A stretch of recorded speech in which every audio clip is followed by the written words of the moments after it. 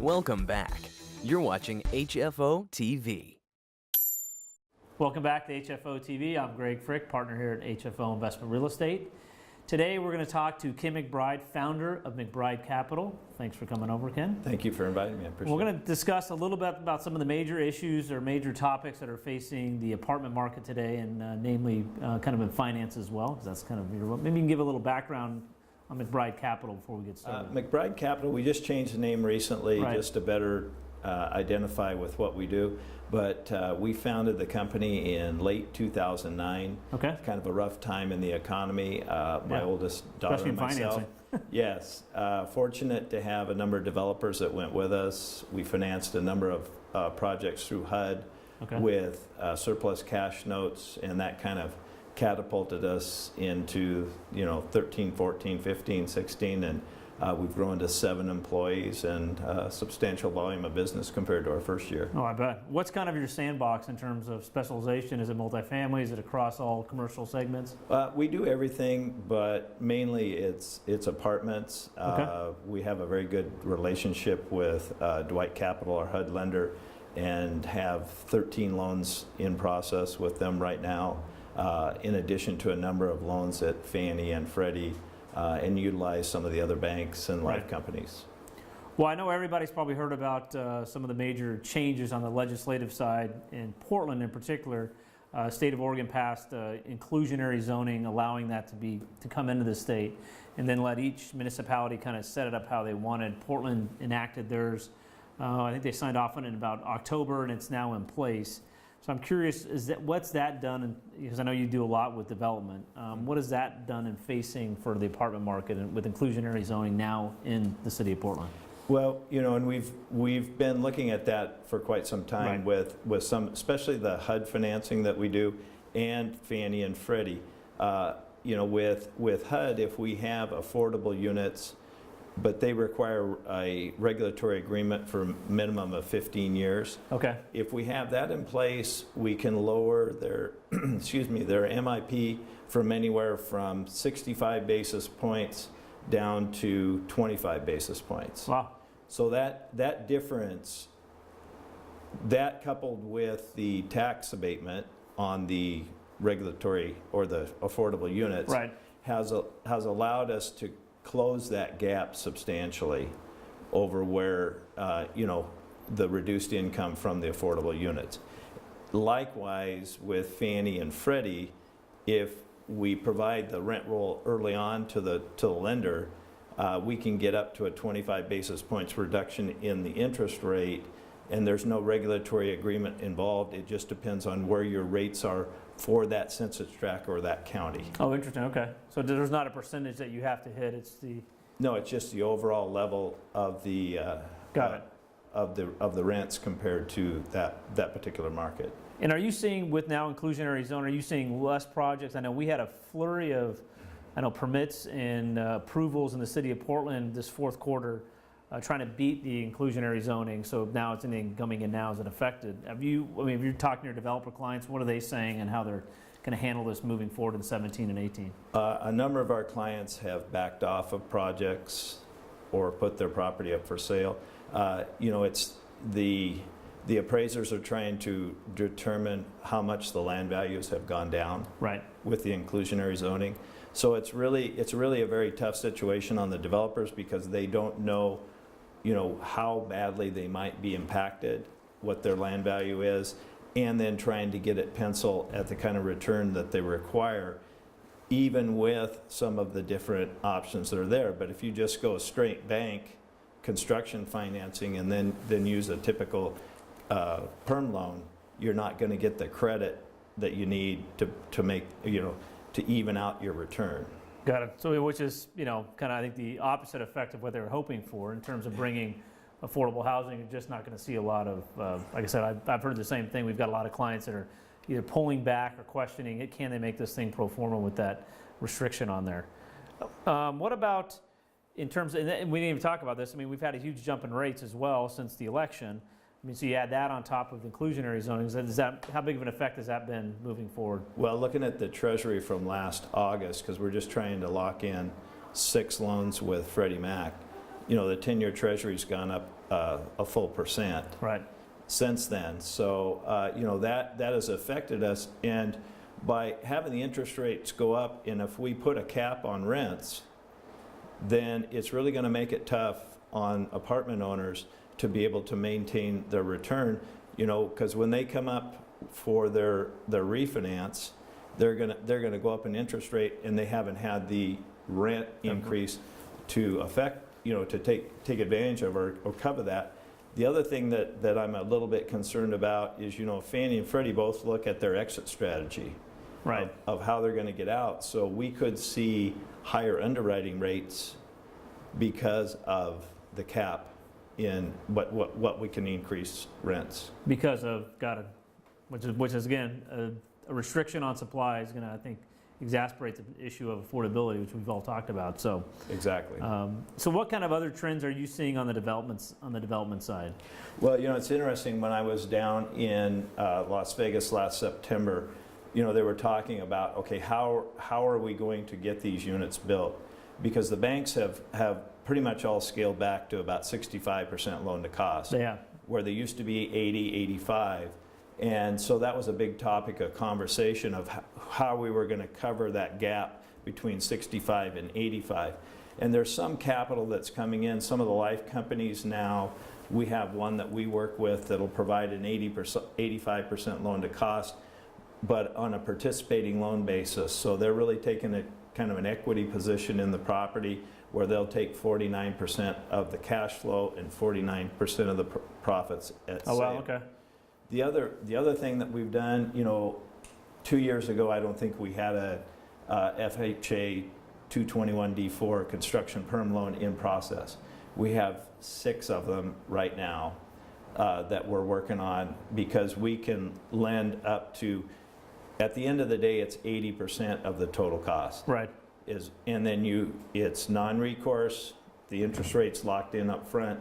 So that's become a much more viable product with the banks scaling back. Now, is that urban projects, or is this suburban, or a combination of both? Both. Both. We can do either. And no issue again on the regulatory issues of inclusionary moving forward. It's just going to be cash flow. Right. It's just cash flow based. Got it. Okay. And when you're down in your meeting, was there a talk? Is Portland still on the map as a place to go? Are we seeing capital looking for other markets, emerging markets? Very definitely, we're on the map. Everybody wants to try and get funds allocated in Portland. Okay. From life companies to, those mezzanine lenders that are, covering that gap in between, to just all lenders. Fannie, Freddie, HUD, the whole. We're still trying to get allocations up here. Yes, because it's we've been such a good market, and we're more affordable than our neighbors to the north and south. And then on the non-new construction, on just your standard, bread and butter type have you seen lending requirements change at all since? I mean, I kind of bookmark it from the election when we had these kind of rise up in rates. So what are you seeing?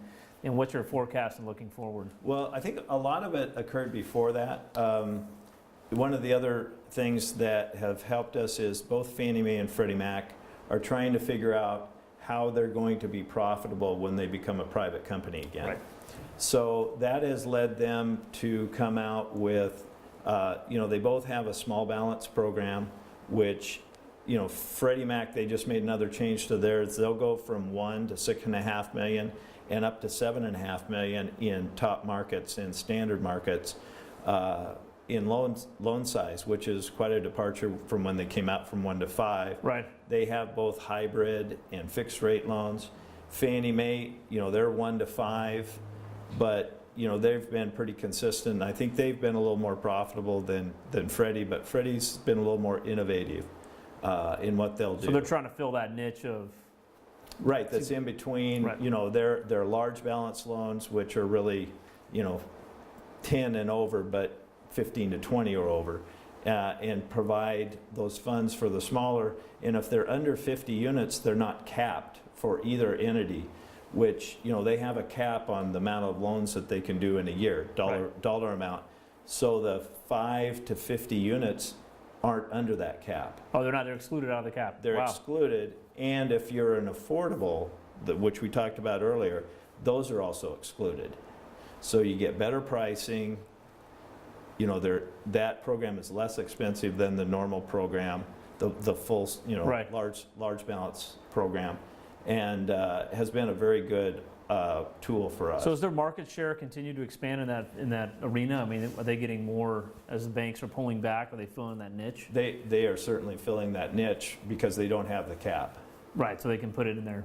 Yes. And does a 20% affordable project qualify as an affordable, or is it based on the total amount? They're going to look at the overall rent roll. They don't have a specific requirement, you know, that they're going to look at, but I would, Got it. you know, we haven't had a deal to run through them on that vein yet. Right. What are you seeing that, 17 and 18 in terms of rates? I mean, I know the Fed's come out and said they think they're going to raise, but You asked me to bring out the crystal ball. I asked you to bring out what do you think, or Yeah. what are you advising your clients in terms of what to do, or what changes to be ready for? Well, you know, first of all, I'm advising them is they can lock in longer, if they have an opportunity to lock in longer term rates today, to do it. Got it. You know, we have been working very hard on a lot of the existing HUD loans where we can do an A7, which is a very abbreviated rate and term refinance, where we can just lower their rate down and extend their term out to the Oh, okay. original term. We've been working very hard on that and very hard on the maturing group. You know, if the economy continues to grow like it has, I mean, the growth since the election is pretty significant. Yeah, yes. And if it continues to grow, the interest rate's going to have to go up. Yeah. I mean, that's just the way it works. And so, you know, take advantage, try to lock in rates, because you're only going to be able to raise your rents 5% a year, or have, you know, Right. consequences that you may not want to deal with. So, but I think they're all going to become more innovative on the energy side. So especially if you're building a new project, or if you have a project that was built in the 2000s on, Okay. you know, we go through an energy audit, which, you know, costs about 20 grand, but we've done a number of HUD projects where we've done that energy audit, and we've been able to save them 35 basis points on the mortgage insurance premium, you know. Based on doing the energy audit. Based upon Wow. doing the energy audit. So the first year MIP that we save them is about $75,000. And then on the annual, you know, it starts out about $35,000, and it's going to decrease as the balance goes Right. down. So that and Fannie and Freddie are both looking at the same. They both have programs the same thing, where if you have, you know, energy, you have affordability, you're going to get lower rates. So you really have to look at all the programs for your property to see what might fit to where you can get, you know, as much relief in the interest rate or in your fees and costs as Okay. possible. And is there any concern in tertiary markets within Oregon and Washington? Is that still a viable option from a lending standpoint? Are you seeing pullback on the Spokanes, Eugenes, Bends of the world, or is, there's still capital looking to get placed there? There's still capital. Probably the best one, is going to be HUD and Fannie Mae. For those? Because Fannie Mae doesn't differentiate. They may require more reserves, but they don't differentiate on interest rate and their underwriting, unless maybe you got to a very, very small market. Got it, okay. So they're a good source. Freddie will increase their debt service coverage and their interest rate a little bit for small markets and even in standard. HUD will go anywhere. It doesn't matter. They don't differentiate. And the banks, it's been difficult because a lot of the banks, for instance, they won't go to Bend. Right. They won't go east of the Cascades. They may not. Spokane's been a pretty good market. Tri-Cities, it can be a little dicey. Yep. And then you go down to Medford or Grants Pass. Eugene's okay, but then you're going to end up with lower loan to values and whatnot. In those markets. A lot of the banks and whatnot. So. And are you seeing any changes in underwriting? I mean, with what's, like I said, maybe they're not penciling in as much rent growth. Is it? We haven't experienced anything there yet. Okay. It'll be interesting to see how they address the regulations that are coming into effect, and, Right. and underwriting the exit strategy. Yeah. That's my biggest concern, especially if you have a 5-year deal, you may get proceeds cut because they're concerned about where your rents will be Right. at the end of that 5-year and whether you'll be able to get out or not. Right, are you hampered by your rent growth and our added Yeah. costs to get to that rent growth Yeah. and the relocation fee, so. But if you're pretty much, you're going to get 1 to 3 years of interest only with Fannie and Freddie. That's pretty much the standard if you're a 5, 7, or 10.